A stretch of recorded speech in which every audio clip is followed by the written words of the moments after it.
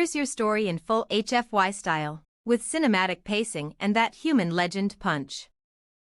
UES Nightborne enters the war, aliens burn without warning. When the Nightborne translated into the Drashol system, the war had already been decided, or so the Drashol thought. For months, the alien coalition had been pushing the Terran Union back, one system at a time. Their fleets were larger, their weapons more advanced, and their commanders, arrogant to the point of boredom, treated human resistance as an amusing inconvenience. The Drashol warcasters even streamed live hunts of captured human ships for entertainment.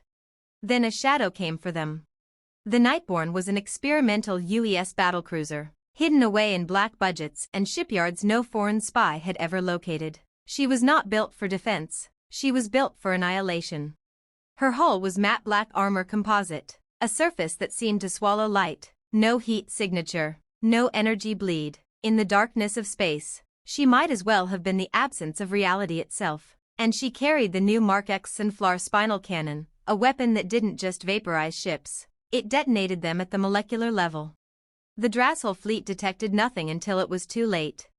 The first volley turned an entire wing of cruisers into expanding spheres of incandescent gas. They didn't explode so much as vanish, leaving only silent, molten debris scattering into the void. No warning shots, no hails, no offers to surrender.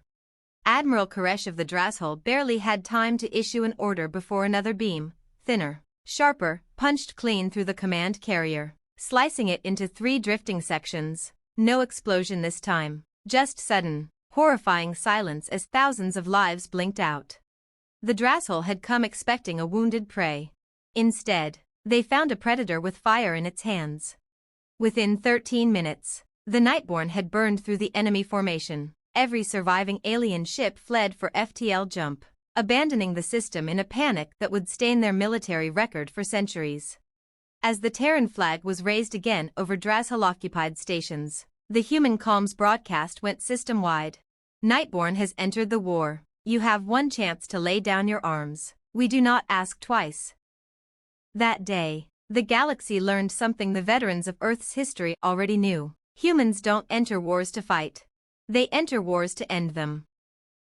If you want, I can also make a longer, more character-driven version of this with a human crew POV and alien panic logs so it feels like a lost war record from both sides. That would make it read like an actual best HFY story. Alright, here's the continuation, diving deeper into the human crew's perspective and the alien war records as the Nightborne keeps fighting after Drashol. UES Nightborne enters the war, Part 2, The Black Dawn. The Nightborne's bridge was quiet, not with fear, but with the steady, cold discipline of professionals who had trained for years for this moment. Captain Rain Halloway stood with his hands clasped behind his back, gaze fixed on the tactical hologram. Red markers, Drashol ships, flickered and vanished as the Synflar cannons cycled again. Target lock on the carrier group, said Tactical. Mark, Rain replied. A low hum reverberated through the hull, like the breath of some ancient beast waking. Then the cannon fired, no recoil, no blast, just a tight column of impossible light. The Drashol carrier didn't explode, it folded in on itself, a momentary star blooming before fading into debris. Rain didn't smile. Next target. Drashol Warcaster Archive, Log 1127A, recovered post-war. They came from the dark. The human ship had no heat, no signal, nothing. Our sensors detected only death, arriving too fast to stop. We fired first. We hit nothing. Their return fire, gods. It was like the sun itself had been weaponized. This was not war. This was slaughter.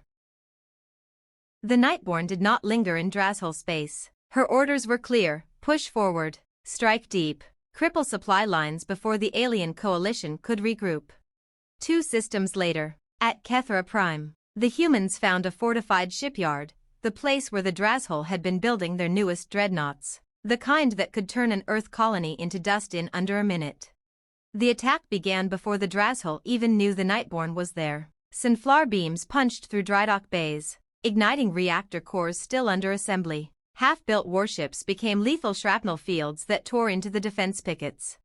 By the time the alarms reached the Drashol capital, Kethra Prime was gone. Not occupied, not liberated, Just gone, an expanding ring of ashen metal dust where their pride had stood. On the bridge, communications reported incoming transmissions from surviving Drashol ships. They're begging for terms, Captain. Rain considered. His voice was steady, but cold enough to chill steel. Transmit our standard reply. The message was short. The galaxy would memorize it. Surrender now, or burn without warning. If you want, I can push the next part into alien political panic, where their leadership debates whether humanity is using a single prototype or has an entire fleet of Nightborns, creating fear far beyond the actual battlefield. That's where the real HFY punch hits. Got it.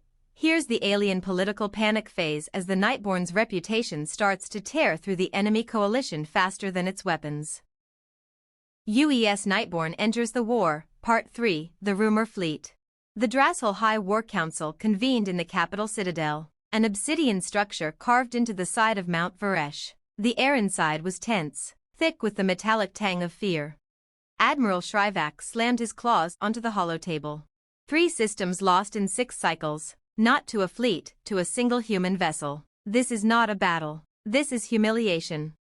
High Chancellor Kraltesh's frills twitched. You cannot be certain it is only 1 ship. Reports vary. Some speak of 2, others 5. The intelligence minister shifted uncomfortably. Our scouts claim to have seen a shadow fleet, dozens of black-holed vessels, each armed with the same sun-killing weapon. They strike, disappear, and strike again from another vector within hours. It is impossible. Impossible? Shrivak snarled. Everything humans have done in this war was supposed to be impossible. Their species wasn't even spacefaring 3 centuries ago. Now they burn our yards without warning. Intercepted civilian transmission, Drashol Trade Network, classified before collapse. They say the humans sent their deadliest hunter to the front, a ship named Nightborne. Some whisper it is crewed by Deathworlders who have lived in vacuum since birth, who need no air, no heat, only vengeance. My cousin swears there are many of them. I will not sleep tonight. Back aboard the Nightborne, Captain Rain read the intelligence summaries and allowed himself the faintest smirk. The Terran Union Navy had 1 ship with the Sunflower cannon. 1. And the rumors were doing more damage than the weapon ever could. Sir, said Tactical. New orders from command. We're to enter the Varesh belt and destroy all fuel depots. They want to starve the Drashol fleet. Rain's smirk vanished. Plot the course. Quiet entry. And remember? He looked at the bridge crew, each face lit by the dim red of battle readiness. We do not warn them. Drashol Warcaster Archive, Log 1132b. I saw the black shape only for a moment, backlit by the fires of our own tankers. It did not broadcast a challenge. It did not demand surrender. It simply erased us from existence. May the stars take pity on us. The humans will not. If you want, I can take the next part into the turning point of the war, when alien allies start breaking away from the coalition out of pure terror of the Nightborne, forcing the Drashol into a desperate last stand. That's where HFY hits maximum legend status. Alright, here's the turning point where the Nightborne becomes less a warship and more a ghost story that collapses the enemy alliance. UES Nightborne enters the war, Part 4, The Fracture. The Drashol coalition had once been a wall of firepower stretching across 30 systems. Now, cracks were spreading through it faster than any human strategist had dared hope. The first to break were the Yushran. Their fleets simply stopped answering Drashol commands, retreating to guard their homeworlds. Then the Karate withdrew, citing unacceptable human retaliation risk. Privately, their warlords admitted the truth. No commander wanted to be the next to vanish under the Nightborne's unblinking gaze. Intercepted Yushran Fleet Council recording, classified. It is not the weapon that frightens me, said Admiral Vrarshak. It is the silence. The humans do not shout. They do not boast. They come from nowhere, and when they leave, there is no one left to tell the tale. That is not war, it is execution. In the Terran Union war room, hollow projections showed enemy supply lines collapsing. Commanders debated the next push, but Captain Rain Halloway had already sent his request. Let the Nightborne spearhead the drive to the Drashol capital. Every system we take will be a message, resistance equals erasure. High Command approved without hesitation. The next weeks were a blur of terror for the Drasshol. Fuel depots burned, orbital shipyards collapsed in molten arcs into their planets. Convoys simply disappeared. Every whispered report named the same culprit, whether or not the Nightborne had been there. The myth had become a fleet in the minds of their enemies. When the Terran Union fleet finally massed at the edge of the Drasshol home system, they found only half the expected defenses. The rest had fled before battle was even joined. Final Drasshol civilian broadcast, 8 hours before capital fall. They are coming, not just the human fleet, the Black Ship, the Sunkiller. We do not expect to survive. May history remember us kindly, for the humans will not. If you want, I can write the final part where the Nightborne leads the assault on the Drasshol capital itself, ending the war in a single strike, and cementing its name in galactic history. That would be the full HFY crescendo. Alright, here's the final strike where the Nightborne ends the war and becomes immortal in galactic history. UES Nightborne enters the war, Part 5, The Last Sun. The Drasshol capital system was a fortress. At least, it had been.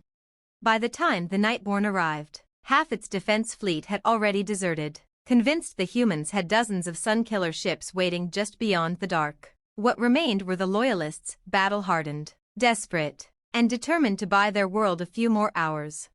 Captain Rain Halloway didn't give them hours. He gave them 13 minutes. The first Sunflower blast carved through the primary defense ring, erasing 6 cruisers in one stroke. The second beam split the planetary shield generator's orbital hub, leaving the capital world naked. By the third shot, the defenders weren't fighting, they were running. Drasshol Warcaster Archive, Final Entry. The humans have come. Not with armies, not with fleets, but with the night itself. The Black Ship moves between our vessels like a shadow between dying stars. We cannot touch it, we cannot hide from it, we cannot survive it. Terran Marines landed in the capital city under cover of orbital strikes, advancing through shattered boulevards to the Citadel gates. Resistance was token, more ceremony than fight. The Drasshol High Chancellor surrendered at dawn. In orbit, the Nightborne remained silent, watching, waiting. Its black hull reflected nothing of the fires below, like it existed outside of time itself. When the ceasefire was announced galaxy-wide, one sentence echoed across every comm channel, in every language. The Nightborne has left the war. The galaxy is safe, for now. In the years to come, no alien fleet would dare strike first against humanity. The Drasshol defeat had not just ended a war, it had birthed a legend. Because everyone knew, if humanity ever returned to battle, the Nightborne would come with them. And when it did, sons would die without warning. If you'd like, I can now give you a full collected version of all 5 parts as one continuous HFY epic, reading like a legendary war chronicle. That way it's one seamless, cinematic piece. Alright, here's the full collected version of UES Nightborne enters the war as one seamless HFY war chronicle, flowing from first strike to final surrender. UES Nightborne enters the war, aliens burn without warning. Part 1, First Strike. When the Nightborne translated into the Drasshol system, the war had already been decided, or so the Drasshol thought. For months, the alien coalition had been pushing the Terran Union back, one system at a time. Their fleets were larger, their weapons more advanced, and their commanders, arrogant to the point of boredom, treated human resistance as an amusing inconvenience. The Drasshol Warcasters even streamed live hunts of captured human ships for entertainment. Then a shadow came for them. The Nightborne was an experimental UES battlecruiser, hidden away in black budgets and shipyards no foreign spy had ever located. She was not built for defense, she was built for annihilation. Her hull was matte black armor composite, a surface that seemed to swallow light, no heat signature, no energy bleed. In the darkness of space, she might as well have been the absence of reality itself. And she carried the new Mark X Sunflower spinal cannon, a weapon that didn't just vaporize ships, it detonated them at the molecular level. The Drasshol fleet detected nothing until it was too late. The first volley turned an entire wing of cruisers into expanding spheres of incandescent gas. They didn't explode so much as vanish, leaving only silent, molten debris scattering into the void. No warning shots, no hails, no offers to surrender. Admiral Koresh of the Drasshul barely had time to issue an order before another beam, thinner, sharper, punched clean through the command carrier, slicing it into 3 drifting sections. The Drasshul had come expecting a wounded prey. Instead, they found a predator with fire in its hands.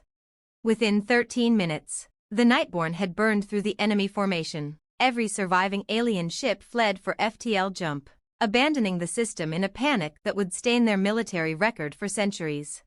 As the Terran flag was raised again over Drasshul-occupied stations, the human comms broadcast went system-wide.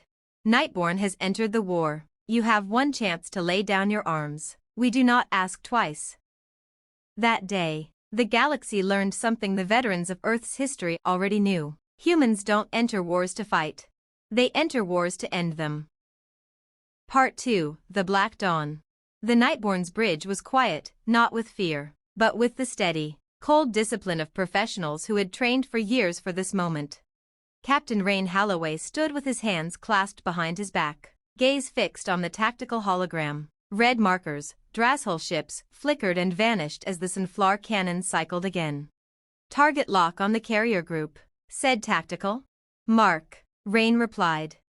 A low hum reverberated through the hull, like the breath of some ancient beast waking. Then the cannon fired, no recoil, no blast, just a tight column of impossible light. The Drasshul carrier didn't explode. It folded in on itself, a momentary star blooming before fading into debris. Drasshul Warcaster Archive, Log 1127A, recovered post-war. They came from the dark. The human ship had no heat, no signal, nothing. Our sensors detected only death, arriving too fast to stop. We fired first. We hit nothing. Their return fire, gods. It was like the sun itself had been weaponized. This was not war. This was slaughter. 2 systems later, at Kethra Prime, the humans found a fortified shipyard, the place where the Drasshul had been building their newest dreadnoughts, the kind that could turn an Earth colony into dust in under a minute. The attack began before the Drasshul even knew the Nightborne was there. Sunflower beams punched through drydock bays, igniting reactor cores still under assembly. Half-built warships became lethal shrapnel fields that tore into the defense pickets. By the time the alarms reached the Drasshul capital, Kethra Prime was gone. Not occupied, not liberated, just gone, an expanding ring of ash and metal dust where their pride had stood. Sir, said communications, they're begging for terms. Rain's voice was steady, but cold enough to chill steel. Transmit our standard reply. Surrender now, or burn without warning. Part 3, The Rumor Fleet. The Drasshul High War Council convened in the capital citadel. Admiral Shrivak slammed his claws onto the holotable. 3 systems lost in 6 cycles, not to a fleet, to a single human vessel. This is not a battle. This is humiliation. All right, here's the classified military dossier version of UES Nightborne Enters the War, written as if compiled by the Terran Union Strategic Command after the war. ***, classified. Terran Union Strategic Command, War Archive Dossier 771B****. Subject, UES Nightborne, Operational Record. Drasshul War. Clearance Level, Omega Black. Distribution, Restricted to Terran High Command. Senate Defense Committee. Designation. Name, UES Nightborne. Class, Black Strike Battlecruiser. Prototype. Primary Armament, Mark X Sunflower Spinal Cannon. Secondary Armament, Classified, Multispectrum Void Torpedoes. Coil Accelerator Turrets. Hull, Light-Absorbing Composite/Full Spectrum Emissions Masking. Crew, 118, Special Operations Clearance. Mission Profile, Strategic Eradication/Fleet Disruption/Psychological Warfare. 2. Mission Objective. Deploy Nightborne to deep penetration strike operations in Drasshul-controlled systems. Prioritize destruction of command and control assets, fleet yards, and fuel depots. Utilize anonymity and misinformation to amplify psychological impact. Avoid capture or visual media exposure by enemy forces. 3. Chronological Engagement Reports. E+00 System, Drasshul Prime Outer Rim. Detection, none until first strike. Enemy fleet strength, 24 heavy cruisers, 1 carrier-class flagship, 38 escorts. Engagement duration, 13 minutes. Casualties, 89% enemy fleet destroyed. Outcome, complete enemy rout. Transcript, UES Nightborne Combat Channel. TAC, Primary Wing Locked. CAPT Halloway, Mark. Sunflower Discharge, Silence except for reactor hum. TAC, Wing eliminated. E+06 System, Kethra Prime. Objective, eliminate major Drasshole shipyard under construction. Method, Sunflower strike through reactor assembly cores. Result, total destruction of shipyard, loss of 7 half-completed dreadnoughts. Estimated enemy casualties, 38,000. Strategic note, enemy capital received news before defenses could respond. Psychological effect noted as devastating. Intercepted Drasshole comms, post-strike. It did not appear. It was simply there, and then we were not. E+18 System, Varesh Belt. Mission, starve enemy fleets by destroying fuel depots. Collateral, multiple mining stations destroyed without prior warning. Civilian reports indicate Nightborne was invisible until the beams lit the sky. 4. Psychological operations impact. Within 22 cycles of deployment, 40% of Drasshole coalition allies withdrew. Rumors of multiple black ships created perception of an unstoppable human fleet. Enemy morale collapse accelerated by inability to counter or track Nightborne. Coalition collapse led directly to early Terran victory. Extract, Drasshole Warcaster Archive. Final entry. The humans have come, not with armies, not with fleets, but with the night itself. We cannot survive it. V. Strategic assessment. Nightborne classified as most successful psychological warfare asset in Terran history. Recommendation, maintain operational secrecy. Contingency Order N9, Nightborne is to remain in reserve unless full-scale galactic conflict is declared. Final note, Admiral Vance, Terran High Command. The Nightborne did not just win battles, it rewrote the rules of war, and the galaxy will remember. If it returns, sons will die without warning. If you want, I can now produce a recovered alien historical record version, like a defeated enemy's secret history book, written years later, telling their side of the legend of the Nightborne. That would make the myth feel even bigger. Alright, here's the recovered alien historical record version, as if written years after the war by a surviving Drasshole historian who lived through the terror of the Nightborne. The Night That Burned Suns. From the Fall of the Drasshole Empire by historian Vraktelvor. Year 17 post-surrender. They tell our young that the humans won the war with numbers, with alliances, with strategy. This is a comfortable lie. We who were there know the truth. The humans won because of one ship.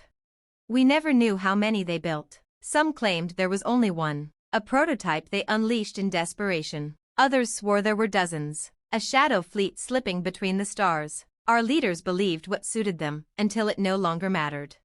The humans named it Nightborne. It came without warning, always without warning. Our sensors saw nothing. Our scouts reported nothing. Then the black ship would be among us, and within moments, sons would die. We did not understand their weapon. It was not a missile, not a beam as we knew beams. It was a wound in space, a piercing light that consumed matter as a star consumes worlds. A ship struck by it did not burn, it ceased to exist, becoming a spray of molten fragments and vapor. I was on the fortress world of Kethra Prime when the Nightborne came. Our defense grid was awake, our guns aimed to the heavens. We had trained for the Terran fleet. We were not ready for silence. It appeared between the moons, black against black, visible only because it blotted out the stars. The first Sunflower cut through 3 of our dreadnoughts. The second ignited the drydock reactors. The third hit our command spire. The attack was over in minutes. There were no survivors in orbit. After that day, fear spread faster than human fire. Fleets deserted. Colonies abandoned their posts. Our allies began whispering that the humans were not a people at all, but a force of nature wearing flesh. When the Nightborne came to our homeworld, there was no battle. We laid down our arms before its guns could speak. We surrendered not because we were beaten, but because we had seen what happened to those who refused. Even now, I wake in the dark and look for the shape that hides the stars. If you like, I can push this one step further and write Legends of the Nightborne, a mix of alien ghost stories, human veterans war memoir snippets, and propaganda posters, showing how its reputation evolved after the war into pure myth. That would cement it as the HFY legend. Alright, here's Legends of the Nightborne, a post-war collection of myths, propaganda, and half-true war stories showing how the Nightborne's shadow only grew after the Drashol surrender. Legends of the Nightborne. Collected from various post-war sources. Year 25 after victory. 1. Alien ghost story, Yushrin mining colony. Oral tradition. When the night above you goes darker than dark. When no wind stirs and the stars fall still, hide. For the Nightborne has come. And it does not know mercy. Miners still tell this to their young, though they have never seen the ship. It is not meant as history, but as a warning, never invite the human's wrath. 2. Human Veterans Memoir, Silent Strike, Lt. Mara Velez, Nightborne Gunnery Officer. We never announced ourselves. Not once, not even when they begged for hails. That was the point, the fear was the weapon as much as the sunflower. Command called it asymmetric engagement. I called it ending the war faster, so fewer kids came home in boxes. 3. Recovered alien graffiti, abandoned Drashol listening post, Sector 18. Painted in crude human script across the wall of a shattered comms bay. If you see nothing, it's already too late. Analysis suggests this was left by retreating Drashol personnel, warning any who might follow. 4. Propaganda poster, Terran Union War Museum archive. A black silhouette of the Nightborne cutting across a backdrop of stars. The faint glow of the sunflower beam beginning to form at its prow. No warning, no survivors, no war. Join the Union Navy, make the galaxy quiet. 5. Barroom Tale, Outer Rim, Var Axis Station. You ever seen it? No, you haven't. If you had, you wouldn't be here. My cousin's ship was on escort duty when the Nightborne showed up. They didn't even shoot at it. They just stopped. And then the black ship drifted past without firing. You know why? It wanted them to tell the story. Even decades later, the name Nightborne is enough to stop conversations in alien cantinas. No one can agree if it still exists, or if it was ever more than one ship. Humans don't clarify, they just smile. If you want, I can now give you a prequel, the Nightborne's launch from its secret shipyard, the selection of its crew, and the whispered orders that would unleash it on the galaxy. That would make the saga feel complete from birth to legend. Alright, here's the prequel to the Nightborne saga, showing its secret creation and the orders that sent it into the war. Nightborne, Black Launch. Year 7 of the Drashol War. The Terran Union was losing. It wasn't an opinion. It was a line in every classified report that crossed the desks of high command, projected defeat in 14 to 18 months.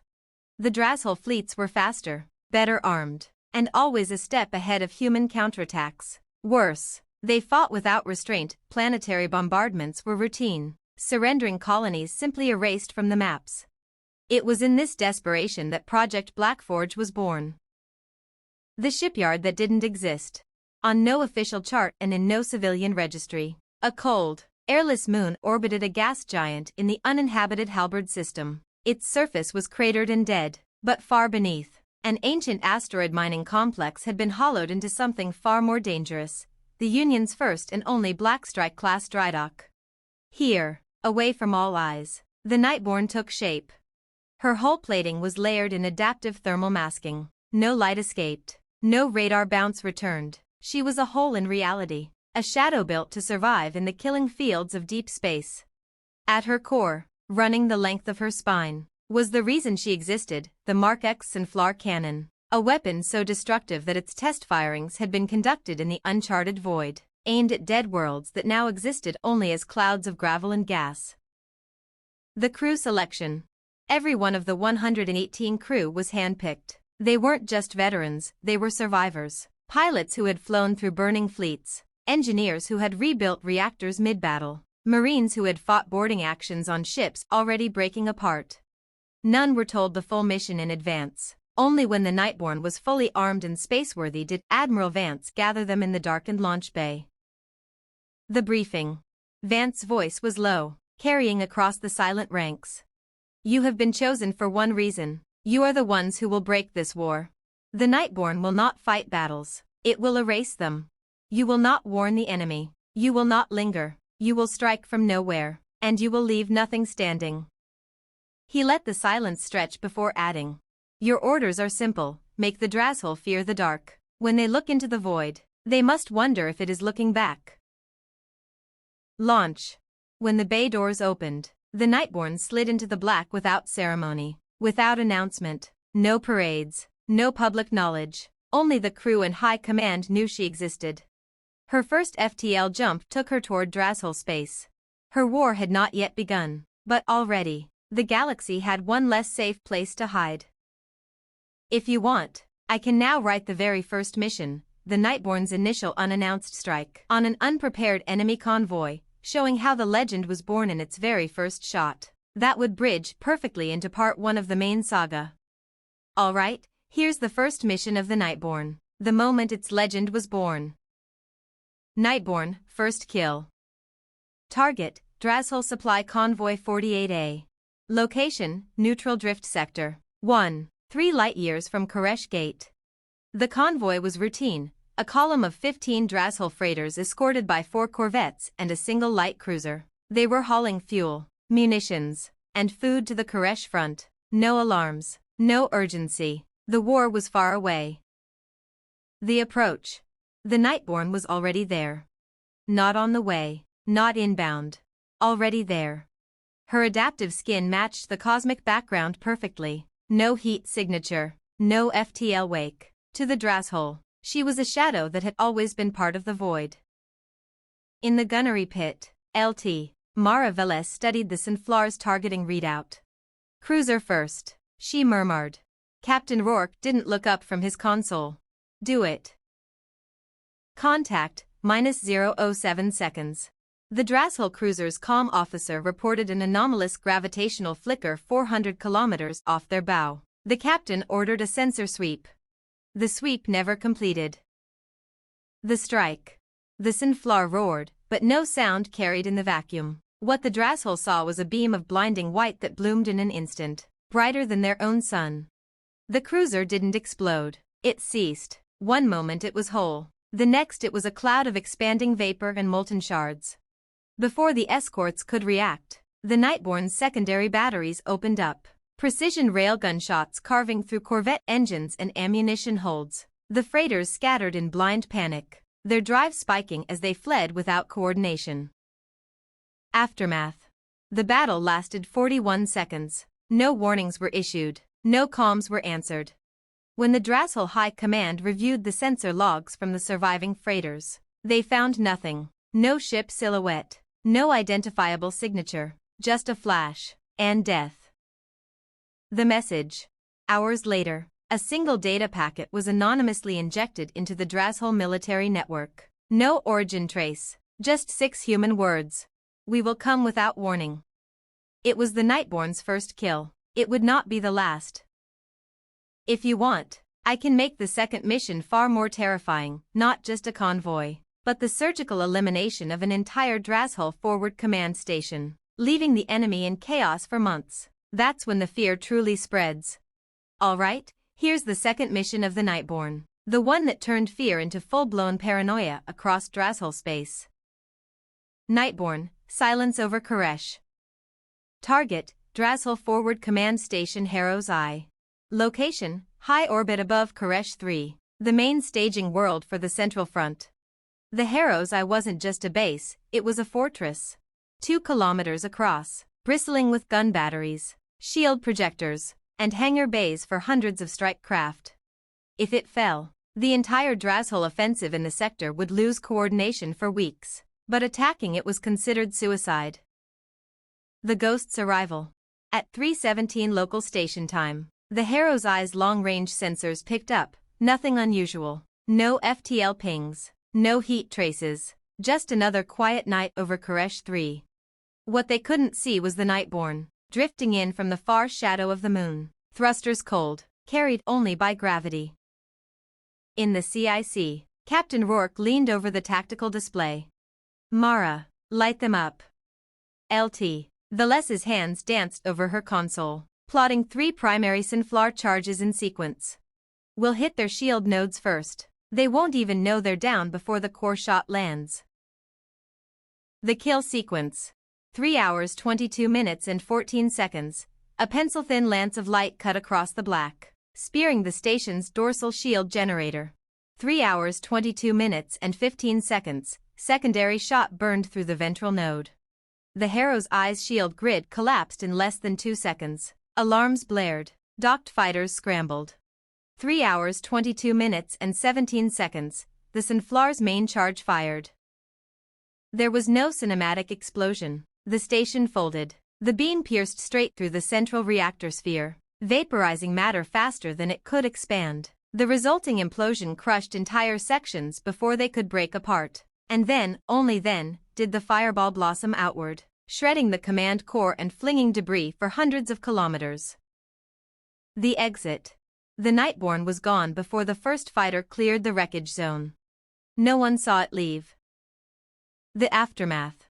Without the Harrow's eye, 3 Drashull fleets were left leaderless. Entire offensives stalled. Supply routes collapsed. The enemy war council panicked. They had no idea how a human ship had breached one of their most secure military positions without a single sensor picking it up. And then, as before, the Nightborne left a calling card. We are already behind you. If you like, I can make the 3rd mission a real escalation, not just destroying things, but using fear as a weapon to make the Drashull destroy themselves before the Nightborne even fires a shot. That's when its legend stops being a ship and starts becoming a ghost story.